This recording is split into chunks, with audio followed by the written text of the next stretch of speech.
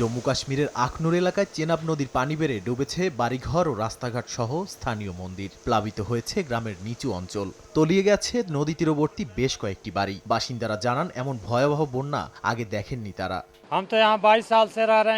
আমি এখানে ২২ বছর ধরে বাস করছি, কিন্তু কখনোই পানি এতটা বাড়তে দেখিনি। এর আগে পানি কখনো মন্দিরে ঢোকেনি, কিন্তু এখন মন্দিরও প্লাবিত। পানির স্তর ক্রমেই বাড়ছে এবং নিচু এলাকার গ্রামগুলো তলিয়ে যাচ্ছে।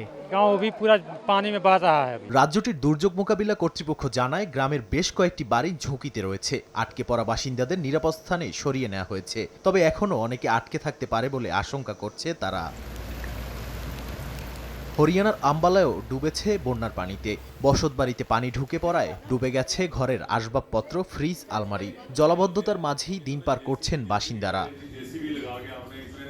হিমাচল প্রদেশের কুল্লু উপত্যকায় ভূমিধসে ক্ষতিগ্রস্ত হয়েছে ঘরবাড়ি। এতে কয়েকজনের আটকে থাকার আশঙ্কা করছে স্থানীয় কর্তৃপক্ষ। তবে বৃষ্টির কারণে উদ্ধার কাজ চালানো যাচ্ছে না বলে জানিয়েছেন সংশ্লিষ্টরা। একই অবস্থা বিরাজ করছে দেশটির রাজধানী নয়াদিল্লিতেও। স্থানীয় গণমাধ্যম জানায়, নিরাপত্তার স্বার্থে নদী তীরবর্তী এলাকা থেকে এরই মধ্যে সরিয়ে নেওয়া হয়েছে হাজার হাজার বাসিন্দাকে।